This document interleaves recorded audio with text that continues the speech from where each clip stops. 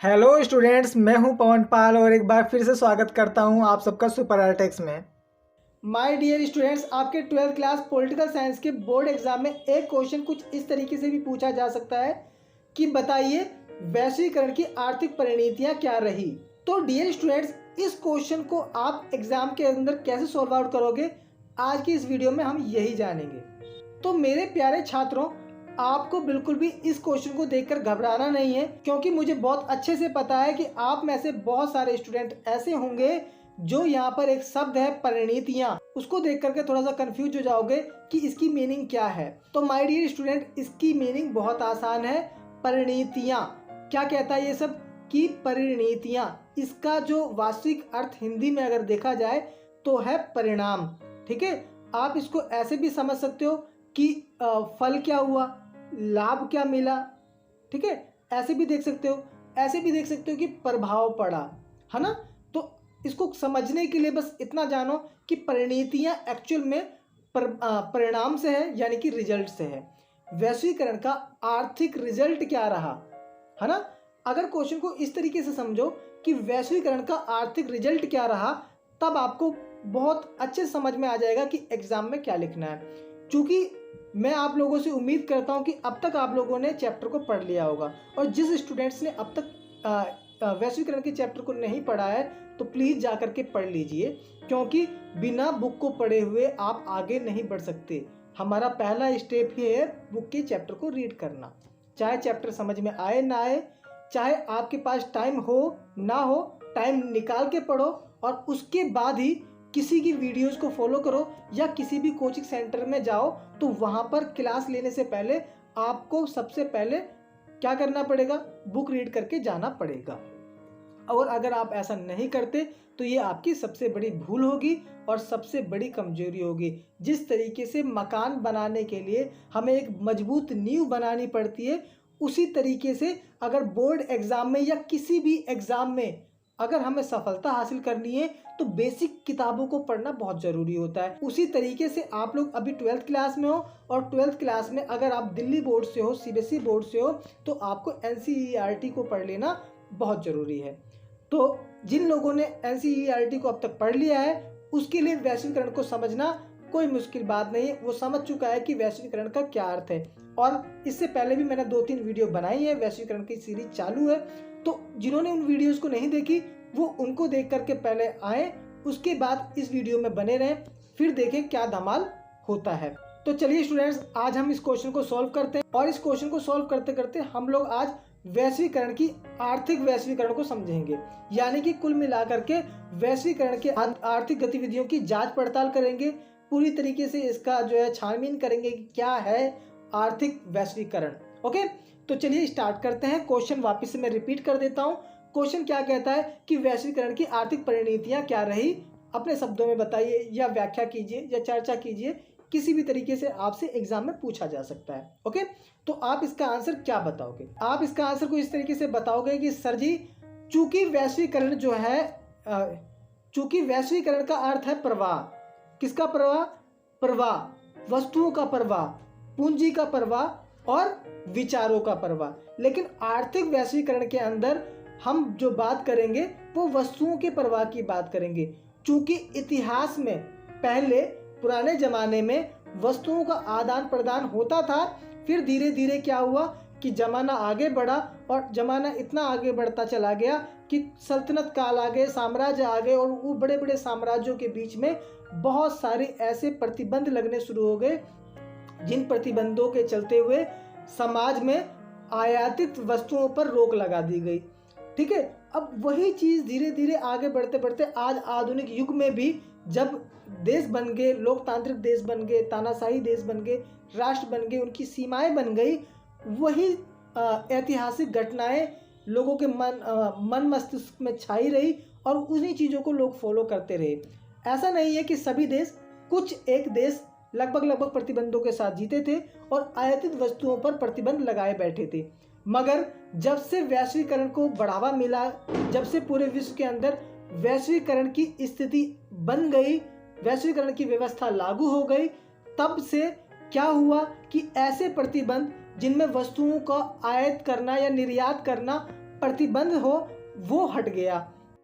ठीक है, अब अगर ऐसा हो गया तो इस ऐसा होने से क्या हुआ कि वस्तुओं की जो गति थी एक देश से दूसरे देशों में जाने की, वो काफ़ी तेज हो गई। अब चूंकि इनकी गति तेज हो गई तो इससे व्यापार में बहुत इजाफा हुआ, व्यापार में इजाफा हुआ तो देशों की अर्थव्यवस्था में भी सुधार हुआ। अब ये चाहे पहले से विकसित अर्थव्यवस्था वाले देश हो, चाहे पिछड़े हुए विकासशील देशों की अर्थव्यवस्था हो, अर्थव्यवस्था कैसी भी देशों की हो, उनमें सकारात्मक और नकारात्मक प्रभाव दोनों ही देखने को मिले। फिलहाल हम बात कर रहे हैं आर्थिक परिणतियों की, तो इसमें हम अगर हमसे एग्जामिनर स्पेशल करके पूछेगा कि बताइए आलोचनात्मक मूल्यांकन कीजिए, तब तो हम सकारात्मक और नकारात्मक दोनों बताएंगे। मगर हमसे ऐसा कुछ सेपरेट पूछा ना गया हो, तब हम क्या करेंगे, हम केवल अपनी आर्थिक वैश्वीकरण की समझ विकसित करेंगे और पूरी अच्छी तरीके से जांच पड़ताल करके अपने शब्दों का चयन करते हुए एग्जाम में 1 बाय 1 चीज़ों को लिखेंगे।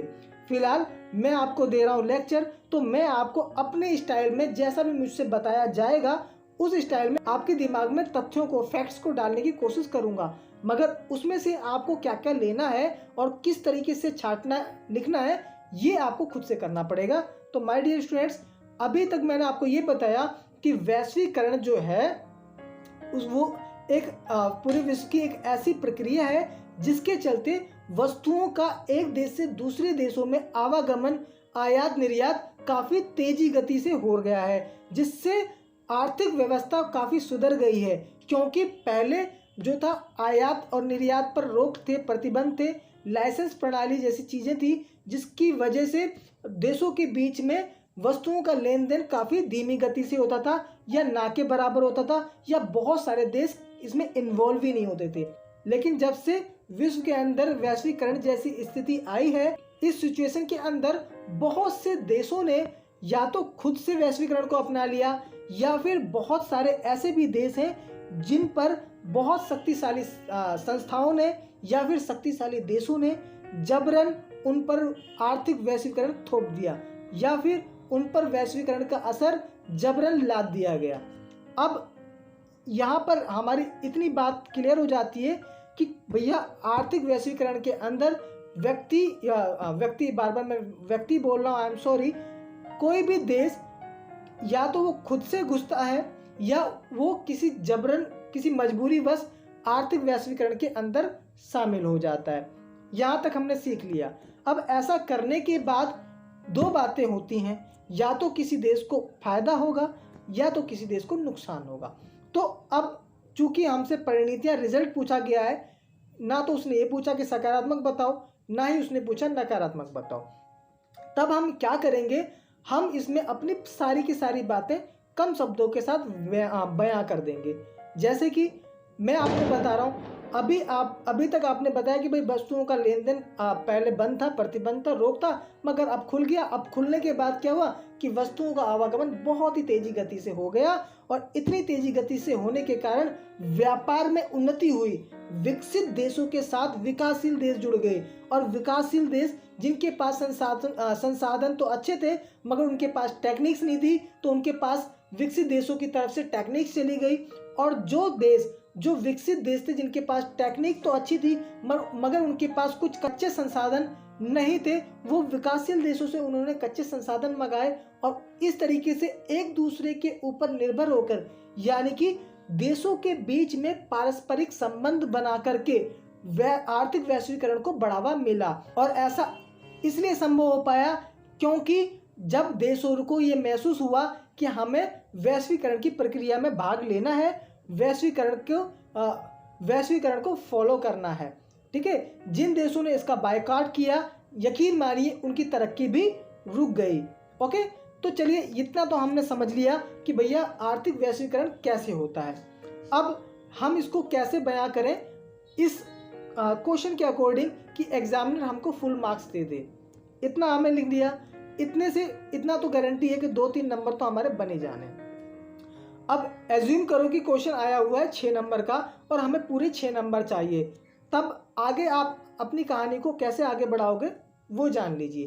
तो आगे माय डियर स्टूडेंट्स आप क्या बताओगे कि आप बताओगे कि आर्थिक वैश्वीकरण का समाज के अंदर तीन अलग अलग मतभेद उत्पन्न हो गए हैं, जिसमें एक मत ऐसा है लोगों का, यहाँ पे मेरा जो मैं कहना चाह रहा हूँ ये कि समाज में मान लो आर्थिक वैश्वीकरण की आपसे सवाल करा जाए कि बताओ आर्थिक वैश्वीकरण आपको कैसा लगता है, तब आप क्या बताओगे और आपका दोस्त क्या बताएगा और एक और आपका दोस्त क्या बताएगा।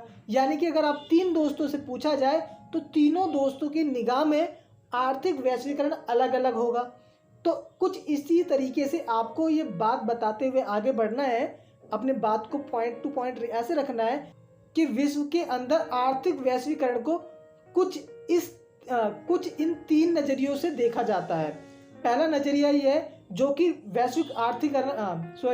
आर्थिक वैश्वीकरण का समर्थन करता है। वो कहता है चूंकि इससे देशों का बहुत ज़्यादा भला हो रहा है, आज पूरे विश्व के अंदर व्यापार बहुत तेज़ी के साथ हो रहा है, जिससे लोगों के आर्थिक जीवन में सुधार हुआ है, देशों का संसाधन का अच्छे से इस्तेमाल हुआ है। आज पूरा विश्व एक दूसरे के ऊपर निर्भर है और ऐसे निर्भरता से क्या होता है, पूरे विश्व में उन्नति आती है, अर्थव्यवस्था सुधर जाती है। इसीलिए आर्थिक वैश्वीकरण बहुत ही अच्छा है और इसका इस्तेमाल सभी देशों को करना चाहिए। वहीं पर दूसरा जो विचारों का लोग हैं वो मध्यम मार्गी हैं। वो कहते हैं चूंकि आर्थिक वैश्वीकरण से राज्य के काम करने की क्षमता में कमी आई है। अब ये ऐसा क्यों कहते हैं? क्योंकि अब उनको ऐसा लगता है कि आर्थिक वैश्वीकरण के आ जाने से राज्यों के कार्य करने की क्षमता में कमी आई है, क्योंकि राज्यों ने अपने जो है हाथ ऐसे बहुत सारे कामों से, ऐसे बहुत सारे कार्यों से खींच लिए हैं जो जनता के भले के लिए थे, लोक कल्याण के लिए थे। जैसे नौकरी हो गई, शिक्षा हो गया, स्वास्थ्य हो गया, इन मूलभूत आवश्यकताओं या फिर यूं कह लो कि इन कल्याणकारी आवश्यकताओं से सरकारों ने अपने हाथ पीछे खींच लिए हैं और आज इन सभी चीज़ों पर बाजार का बोलबाला है, यानी कि आर्थिक जगत का बोलबाला है। ऐसे में वैश्वीकरण का इस्तेमाल करना बहुत ही बुद्धिमत्ता से ज़रूरी है। क्यों ज़रूरी है? क्योंकि अगर हम वैश्वीकरण को उस स्तर पर अपना लें जैसे बड़े बड़े विकसित देशों ने अपनाया है, तो विकासशील देशों के लिए ये गले की हड्डी के समान हो जाएगा। क्यों? क्योंकि इससे कोई सटीक जो है फ़ायदा नहीं मिलने वाला, और अगर फ़ायदा मिलेगा तो केवल कुछ तबकों को ही मिलेगा, यानी केवल और केवल इसका फ़ायदा अमीरों को ही होगा, गरीबों तक इसका कोई खास असर पड़ने वाला नहीं है।